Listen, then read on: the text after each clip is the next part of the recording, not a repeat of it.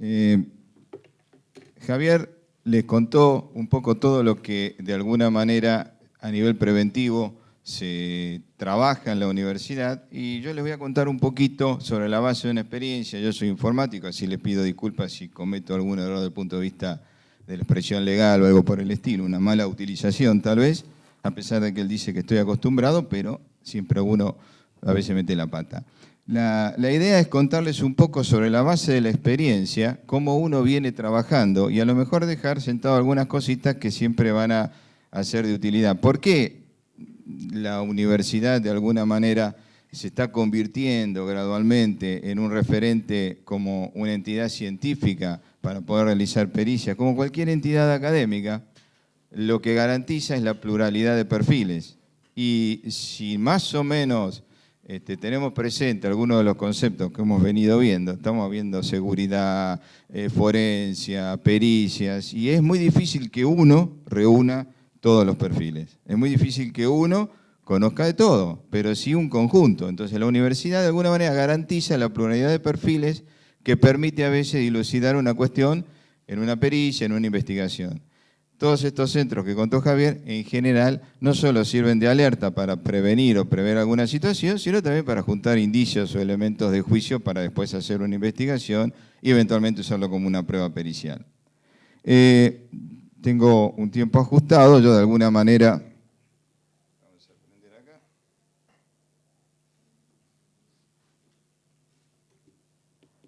El temario es breve, básicamente... Estamos hablando ya de varias palabras, cibercrimen, ciberdelito, ciberpatrullaje, y finalmente voy a concluir con algo que a lo mejor es indicativo de algunas, digamos, futuras líneas de trabajo en forma amalgamada, la parte técnica con la justicia. Básicamente, este no es un gráfico complejo, pero acá tenemos todos los puntos en donde puede haber la posibilidad de cometer un delito, es un punto de avance, una avanzada para poder no solo cometer un delito, sino de alguna manera tener alguna línea de investigación. Estamos hablando desde una empresa, la nube, del otro lado donde hay servidores, o dentro de la misma empresa en intranet. Todos son puntos de posible vulnerabilidad para cometer un delito, para permitir una vía de comisión de un delito. De alguna manera, estuvimos hablando de evidencia digital. La evidencia digital son actividades que de alguna manera generan pruebas informáticas. Eso es lo fundamental para nosotros cuando trabajamos en una pericia.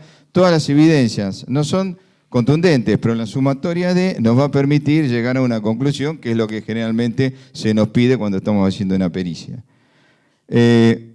Básicamente, digamos, por lo que si yo me ha tocado trabajar mucho en lo que es la justicia federal, por lo tanto hay alguna diferencia. Hoy me comentaba acá sobre cómo se actúan los juzgadores en las fiscalías, pero de alguna manera las fiscalías interactúan con recursos humanos, herramientas, y eso tiene un costo. Después, bueno, intervendrá, por lo que yo vi, el juzgado como árbitro para ver esa prueba, cómo se ha obtenido y cuánto valor tiene y hasta dónde puede ser tenida en cuenta. Dos definiciones. Una la da el FBI y habla de ciencia de adquirir, preservar, obtener y presentar datos. O sea, la pericia es todo un ciclo, no es algo de decir, bueno, tengo esta evidencia, la miro, la analizo, la copio y se la presento. No, no, no, es mucho más que eso. De alguna manera acá tenemos términos que se repiten, un tal Kovacic, pero adquirir, preservar, acá empezamos a hablar de cadena de custodia, empezamos a hablar de la preservación de la prueba, etcétera, etcétera, etcétera. Cuando hablamos de la evidencia digital, sabemos que hay técnicas para el recupero y análisis de datos. Algunos, los oradores que hoy precedieron estas charlas hablaron de algunas herramientas, inclusive las mencionaron. Reconstrucción del uso de un sistema. ¿Cómo funciona un sistema? Para ver a veces el modus operandi que se venía realizando, depende de la problemática que estemos analizando.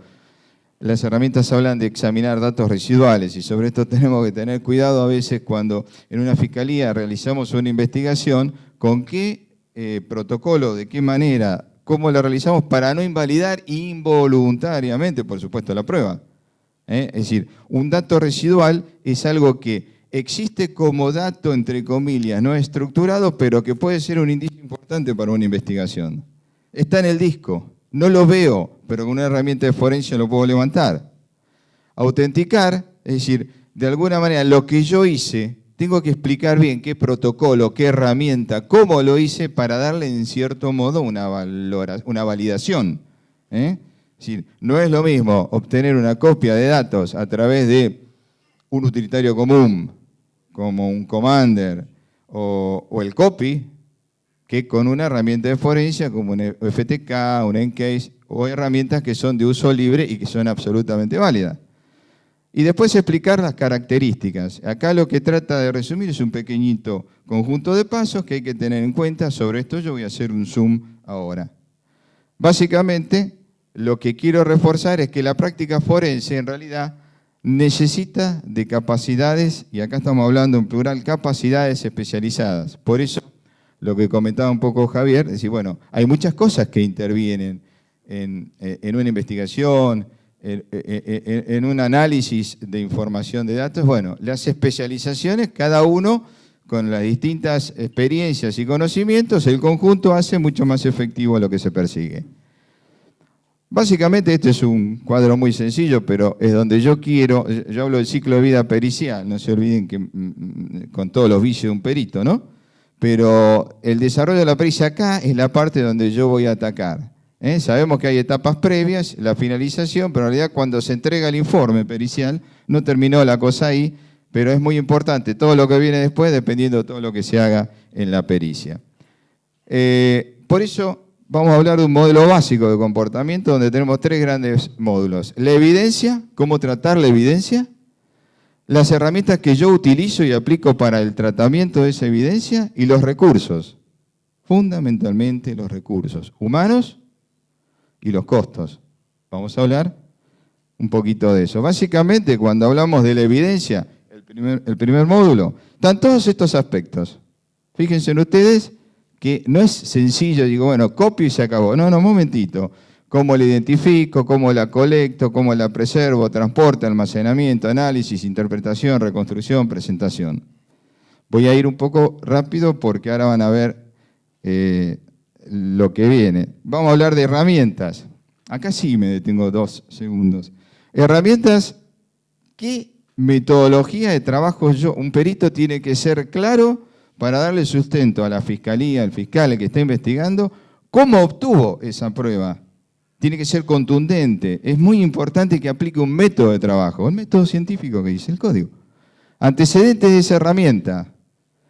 La potencia de la herramienta, pero también las limitaciones. Hay herramientas que son muy buenas, pero tienen ciertas limitaciones para determinado tipo de investigación que se realiza. Y entonces aparece la posibilidad de decir, bueno, combino herramientas. Es correcto. Muchas veces uno dice, esto lo obtengo con esta herramienta, la copia forense la hago con esta herramienta, pero después viene el análisis de la evidencia, la hago con esta otra herramienta. Y después viene la generación del reporte, la hago con esta otra herramienta para que se entienda el fiscal que lo recibe. Y luego tenemos los recursos. Acá sí me voy a tener 2 segundos. Recurso cuando básicamente me refiero al recurso humano, que es el tercer módulo del modelo de comportamiento. El conocimiento que tiene el recurso. Es fundamental que esté entrenado, que conozca el uso de la herramienta. ¿Cuánto hace que la viene usando la herramienta? La experiencia que tenga. Cuando uno busca a alguien que domine, que use una herramienta, digo, bueno, ¿cuánto la conoce? ¿Qué experiencia tiene? Entrenamiento, le saca el jugo a la herramienta, le utiliza todas las facilidades que tiene la herramienta. Estoy buscando en archivos compactados, estoy buscando archivos borrados, estoy buscando archivos en espacios residuales. Esto no es técnico, honestidad e integridad, obviamente está de más, pero nunca conviene, es decir, siempre está bueno resaltarlo, ¿no? Esto es básico. La volatilidad de la prueba informática depende mucho de cómo se maneje un perito. ¿Y desapareció o no? ¿O se intensificó la evidencia? Con todo lo que eso implica. Esa volatilidad puede, frente a un mal manejo, intencional o no, involuntario o no, destruirse esa prueba y nunca más se puede recuperar. La actualización, esto es fundamental, que es un poco a veces, es decir, yo he trabajado y estoy trabajando como perito de parte y perito de oficio, pero fundamentalmente a veces como perito de oficio uno o las fuerzas de seguridad también se encuentran con limitaciones. La herramienta que tenemos no está actualizada. No sirve. Tenemos que tener un mecanismo de adquisición y actualización de las herramientas.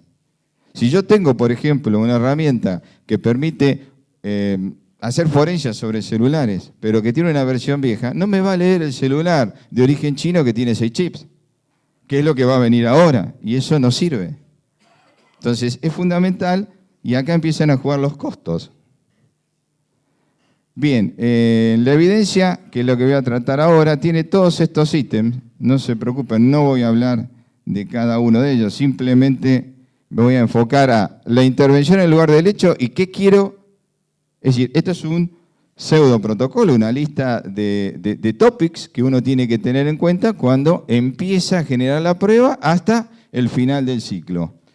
La recolección, el registro, y acá, bueno, es fundamental la identificación del elemento y el fajado para que uno después, es decir, una cosa es que uno tenga una computadora, 4 como hablábamos hoy, o cuando tengo 50 computadoras. Es fundamental relacionar la computadora muchas veces con el lugar, porque ahí la prueba que se levante está identificando una situación determinada. Bueno, todo eso es parte de un procedimiento, la realización de la pericia y la parte devolución de la prueba al juzgado, posibilidad de nuevas pericias y devolución al propietario. Hoy en día, un secuestro, se hace una copia, a veces de forense, a veces no tanto, y ya cuando se terminó, está pidiendo que la parte que tiene el problema está pidiendo que devuelvan la computadora. Cuidado con eso, porque a veces uno tiene que repetir una pericia y se da cuenta que la copia que hizo no alcanza y necesita profundizar un poco más la investigación, la prueba ya no está. Y es parte a veces de la estrategia, dame la prueba. Justamente por tener que repetir algo ya no está más. Esa foto, si no la saqué, no la puedo sacar más. Esto es importante, ¿y por qué? Me ha tocado, estábamos justamente a veces cuando hablo de los elementos y de los costos, decir, bueno, vamos a hacer una copia en una investigación oficial, formal, vamos a copiar estos archivos. Criterio del que está investigando, en el caso de un fiscal era. Vamos a copiarlo, ¿a dónde? No tenemos elementos, ¿a dónde lo copiamos? ¿Y tiene espacio el disco de la máquina secuestrada? Y sí, cópialo ahí. No hay más elementos, pero estamos de alguna manera contaminando la prueba. ¿Por qué? Primero, yo estoy pisando datos que eventualmente pueden ser de interés como archivos borrados o espacios residuales. Lo estamos haciendo con toda confianza y con lógica y con toda buena intención, pero si en el día de mañana la parte dice, quiero de alguna manera, primero me lo puede criticar porque no estoy respetando las buenas prácticas de una copia forense preservando la originalidad de la prueba. Y segundo, si yo quiero de alguna manera decir, mira, vos copiaste todo esto, pero ahora quiero ver si la parte dice, veamos si hay algún archivo borrado que puede darme un indicio más fuerte de todo lo que puede estar pasando y la intencionalidad de haber ocultado una prueba. Si yo lo copié en la misma fuente secuestrada, perdí toda posibilidad de identidad de la prueba. Bien, básicamente la informática forense busca información legible. Legible, ahora vamos a ver por qué. Legible está entre comillas porque a veces yo hago todo un proceso de forense, obtengo un reporte, se lo mando al fiscal y me va a decir, venga, perito, explíqueme porque esto yo no lo entiendo. Entonces es fundamental pensar en la legibilidad. Vamos a alcance de las buenas prácticas. Acá voy a ir un poquito más rápido. Bueno, lo único por ahí rescatable acá, entre otras cosas, obviamente, entender el tipo de problema y hay que tener mucho cuidado con la presencia de los peritos de parte. Porque ahí, sin duda, ellos pueden levantar determinado tipo de situaciones que sin duda van después asesorando a la parte a la que representa, atender a invalidar la prueba, y si la cosa no se hizo como se tenía que hacer, probablemente no tengamos elementos de juicio para refutar una impugnación, un pedido de nulidad o algo por el estilo. Análisis del entorno es la otra parte, que es qué protocolo voy a aplicar. Acá siempre digo, bueno, vamos a diferenciar las pruebas aportadas por la parte interesada, lo que se obtuvo en un allanamiento, y estamos hablando de la nube. Hoy en día es bastante común que caiga un allanamiento, me llevo a la computadora, pero él estaba conectado a una nube y los datos están en la nube. Hay que ver si yo me doy cuenta de eso, o obtengo las claves para acceder a la nube, o copio los datos en ese momento. Son situaciones. Adquisición en vivo. Tengo la computadora prendida, no la apago. Tengo herramientas de forense que me permiten copiar datos de la RAM. O sea, la parte volátil de la computadora, que si la apago se pierde. A veces no es mucho, pero son una ayuda, es decir, es una sumatoria de indicios. El secuestro, bueno, todas las buenas prácticas, lo único que podemos decir acá, a veces sucede en un buen laboratorio, contar, por ejemplo, con pulseras antiestáticas, el cuerpo genera estática y a veces puede llegar a tener algún tipo de medida contraria por la estática, inutilizar alguna prueba total o parcialmente. Pero estas son medidas que más o menos se respetan hoy en día. Y en el momento en que se realiza la incautación, es decir, es un momento importante para verificar, solicitar claves de acceso. ¿Por qué? Es decir, en ese momento, a mí me ha pasado, interviniendo como perito de oficio, bueno, caemos, bueno, dame las claves, las dan. Generalmente las dan. Si no las dan porque yo no la pedí, me olvidé, por ahí después tengo que citarlo para que declare y que me diga la clave. Y creo, esto no sé si voy a decir una barbaridad, pero nadie está obligado a declarar en su contra. Y si doy la clave, entonces, bueno,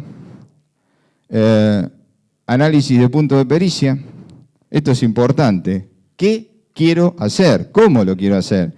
Que existan, en este caso por el juez, yo puse, obviamente por el fiscal, puntos de pericia que a veces no son del todo claros. Y bueno, estos puntos genéricos, todo aquello que aporte, en realidad no ayuda. Adquisición de la evidencia digital. Tenemos todo, bueno, tenemos todos los elementos. ¿Qué voy a utilizar? La forma en que se va a realizar la extracción. ¿Qué hay? Dispositivos físicos, mail, discos celulares. Ojo con los mail. Los mail, normalmente pasa a veces que uno ofrece como prueba un mail. ¿Y qué ofrece como prueba? Un impreso. Eso no sirve. Yo un impreso lo puedo reproducir con un archivo de texto perfectamente. Entonces eso no es evidencia. Si a mí me dicen, comprobar la veracidad de este email, ¿contra qué lo contrasto? Tengo que ir a buscar un servidor, tengo que ir a buscar quién lo receptó, quién lo emitió, ese tipo de cosas. Pero el mail por sí, con una impresión sola, no sirve. Y después, bueno, dispositivos de software y de hardware. Algunas herramientas ya se han hablado hoy. Análisis de la evidencia obtenida. Ojo con los archivos comprimidos.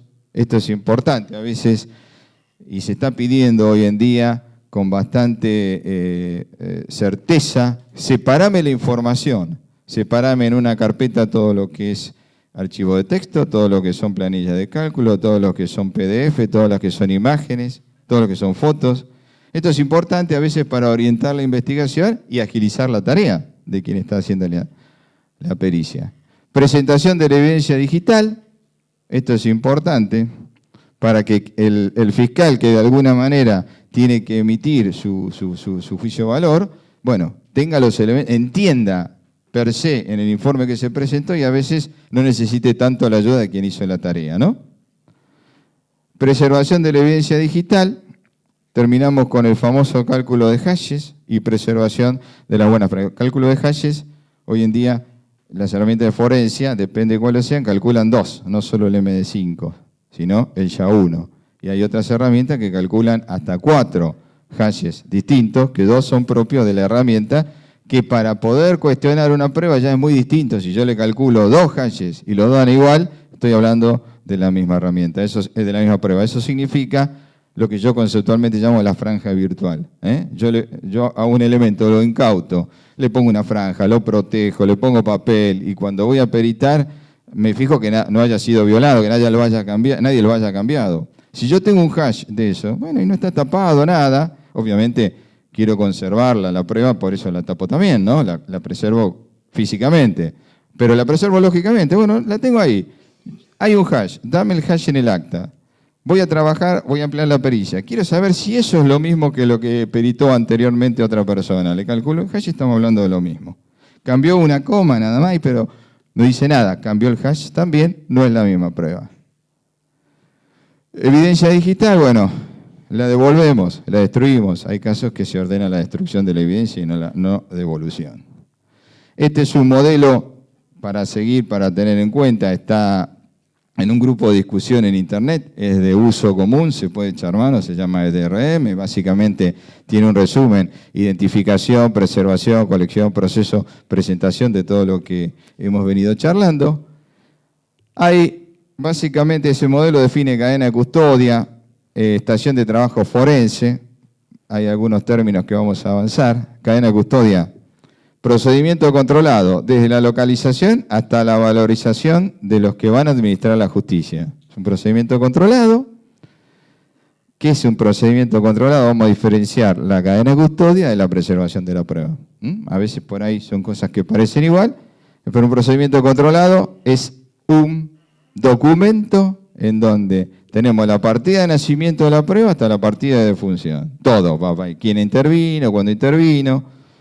Y de alguna manera, acá tenemos algunos elementos de forencia. Estos son elementos de protección de escritura, donde yo quiero hacer una copia forense, tengo que conectar y bloqueo la fuente para que no sea modificada. Por eso se dice, no prendamos la computadora.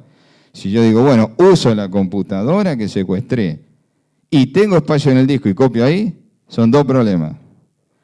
Piso información con la copia, destruyendo algo que puede llegar a ser de interés, pero además contamino la prueba con el solo encendido de la computadora, por los archivos que genera el sistema operativo, que son inocuos frente a la investigación, pero a lo mejor pisa también algún dato de interés.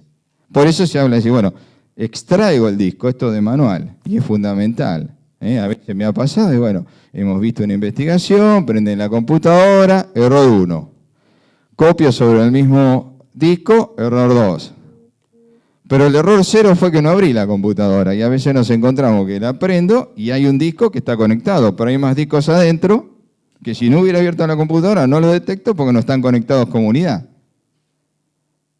Lógicamente no los ve la computadora, pero ahí puede haber prueba. Entonces, de manual, abro la computadora y hago lo que se llama copia de forense.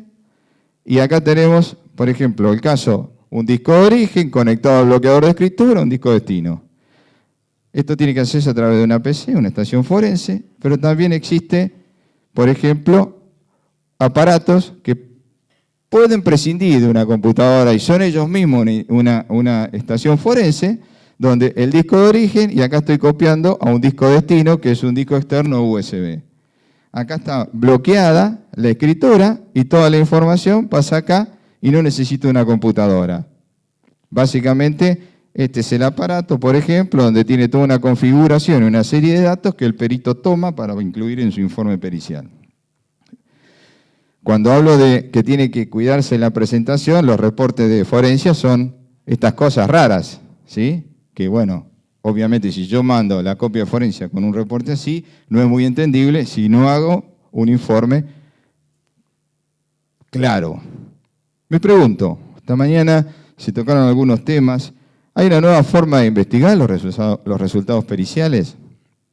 Hay herramientas, y de esto hay que, de alguna manera, por ahí tiene que ver con una nueva culturización de entender la prueba pericial y la evidencia, que obtienen la información que se investiga y la dejan en un servidor, y a lo mejor lo ideal es, como hablábamos hoy, en forma remota, el que investiga, el fiscal, puede acceder y crea que está accediendo a esa información que el perito obtuvo en forma remota, y tildar lo que le interesa para llevárselo, sin tener que mandarle yo toda la evidencia. Eso, economía procesal, practicidad. Si él encuentra, el fiscal encuentra que hay alguna cosa más que le interesa, da la prueba sobre el servidor del perito para poder seguir investigando más cosas, y no le tiene que devolver la prueba para que ahora investigue sobre lo que encontró más cosas.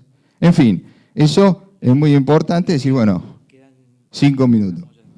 Listo. Cibercrimen, ciberdelito. Una nueva forma de investigar. Básicamente, hablamos de que es difícil atribuir una agresión en el ciberespacio, ¿sí? Lo hemos hablado hoy, una dificultad para definir fronteras y soberanía, y de alguna manera el marco legal que está atado a esto. Esto lo plantea el Centro de Estudios de Defensa Nacional. Bueno, en muchos casos se dice que la ciberdelincuencia es considerada un servicio redituable. ¿Por qué redituable? Vamos a ver por qué. Vamos a analizar los costos del cibercrimen. Me apuré. Fíjense ustedes, la piratería de 1 billón a 16 billones, el tráfico de drogas 600 billones y la ciberactividad de 300 billones a 1 trillón. ¿Por qué? Porque de alguna manera con un malware o la idea de hackear sistemas operativos, tarjeta de crédito, base de datos, tiene costo. Desde $15.000 en adelante y a veces rentamos, o se rentan, yo no, perdón, infraestructura sofisticada para vulnerar sistemas. Es decir, hay instalaciones justamente destinadas a vulnerar sistemas que se pueden alquilar, se pueden vender o pueden alquilar el servicio, o sea, el alquilo block time o el alquilo con el equipo técnico y humano para que hagan una serie de tareas ilegales que yo recomiendo. Hoy en día, bueno, esto es un ejemplo, en su momento Obama le interesó, destinó 34 millones a proyectos de prevenir la ciberdelincuencia a la red de electricidad y de gas de Estados Unidos. Fíjense en ustedes, eso es importante. Y el otro tema es el famoso uso de una moneda digital, una criptomoneda, y algunos dicen que no es una moneda, que es el Bitcoin. Dicen que no es moneda porque no hay banco central que lo regule, entonces no es moneda. Pero bueno, hoy en día se usa esto para las actividades que ustedes conozcan la amplitud de actividades ilegales y con una moneda que se paga que es no traceable o difícil de encontrar. Aquí vamos a redondear rápidamente. El cibercrimen se combate destruir oleoductos, control de, por ejemplo, de servidores, que se usaba mucho en Arabia, control de servidores que manejan el fluido de petróleo, para que vaya más petróleo, menos petróleo. Eso se hace por computadora. Y yo no sé si de alguna manera se puede llegar a aplicar el cibercrimen a derechos humanitarios para casos de mayor o extrema gravedad, en lo cual es fundamental encontrar un culpable por todo lo que eso significa. Para redondear, hoy en día ya no tiene mucho más sentido el patrullero que va por la calle, pero sí el patrullero que va en la red, el ciberpatrullaje, un concepto que no es moderno, no es nuevo, pero que cada vez es más intensificado su uso. ¿Y cómo lo uso? Hay herramientas especiales que permiten hacer el ciberpatrullaje. Hay que conocerlas. Así como puedo hacer una forense, puedo hacer un ciberpatrullaje. Esta es una, hay varias, de Quantum. Básicamente, a ver ahora si llego al ciberpatrullaje. Esta Quantum Hand es una, que es una iniciativa de la NSA que permite intrusar computadoras. Hoy hablamos del allanamiento en línea. Alguien habló, un orador que habló de allanamiento en línea. Esto es un allanamiento, creo que hablaste vos, ¿no? El allanamiento en línea. De alguna manera enmascaró un servidor como Facebook y empezó a concentrar información. Eso lo usa esta herramienta. Y Quantum Bot también, fíjense en ustedes, una iniciativa por Snowden, ¿le suena? Snowden. Y digamos, es el propósito de tomar el control de supuestas redes de índole criminal. Y ahora vamos a ver, bueno, a ver si anda internet, creo que sí. Es un modelo de las cosas que en este momento pueden estar pasando. A ver.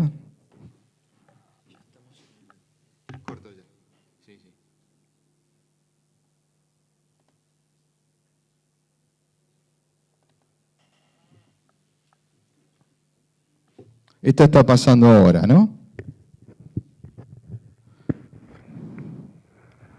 Estos son ciberataques que están ocurriendo en este momento en el mundo. Fíjense en ustedes, más o menos por acá creo que está China, ¿no?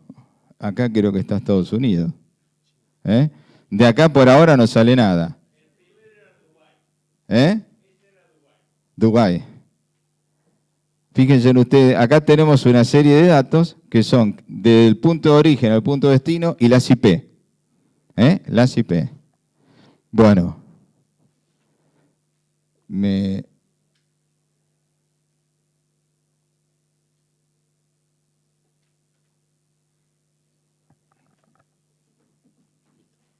Actualmente, para ir cerrando, Esto no es novedad, yo no, con todo respeto lo traigo porque seguramente que ustedes lo conocen mejor que yo, pero fíjense en ustedes, las partes deberán presentar informes elaborados por peritos de su confianza. Hoy hemos hablado de la actividad privada. Mal intencionadamente a veces, muy pocas, pero a veces, y generalmente sana y erróneamente, a pesar de ser sanamente, a veces se presentan y plantean situaciones muy bien fundadas desde el punto de vista técnico. Tengamos cuidado que no haya cierta idea de confundir a quien tiene que impartir la justicia, ¿no? Confundir sanamente o si nadie tiene elementos de juicio, esa es la falsedad ideológica, ¿no?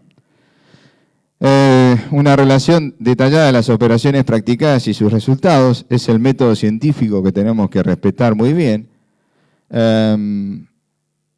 Nuevos tipos de delitos vinculados con la criminalidad informática. Esto fue publicado el 18 de marzo, hace poquito.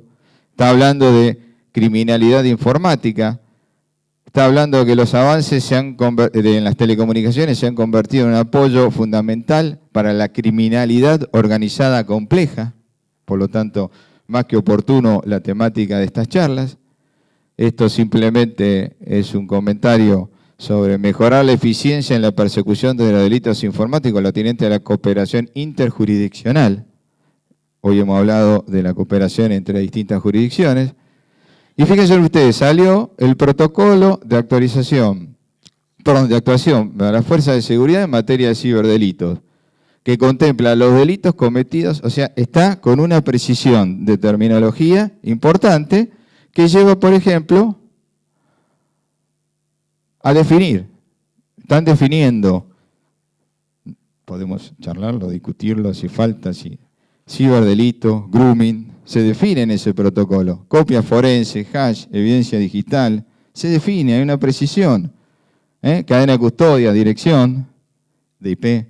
Entonces, ahí estamos teniendo una serie de pautas fundamentales. Y a nivel internacional, y con esto cierro, hay aspectos privados que el cibercrimen ataca. Qué sé yo, una red interna de una universidad, un espionaje, secuestro de datos financieros, pero también a nivel internacional que pueden llegar a tener aspectos humanitarios. Ataque de un país a otro, son hechos de mayor gravedad y que me interesa encontrar los culpables. Para cerrar, fíjense ustedes, Grady Bush es un informático, autor de un paradigma de diseño de sistemas muy interesante. Pero fíjense lo que piensa. Dice que en el 2031 vamos a tener que trabajar muy juntos. Abogados, informáticos. Es más, los abogados van a delinear un montón de cosas que los informáticos tienen que hacer. Y finalmente, bueno, la imaginación es más importante que el conocimiento. El conocimiento es limitado, pero la imaginación no. O sea que tenemos que estar acompañando de alguna manera el desarrollo para que la delincuencia no vaya un paso más adelante que nosotros. Bueno, muchas gracias.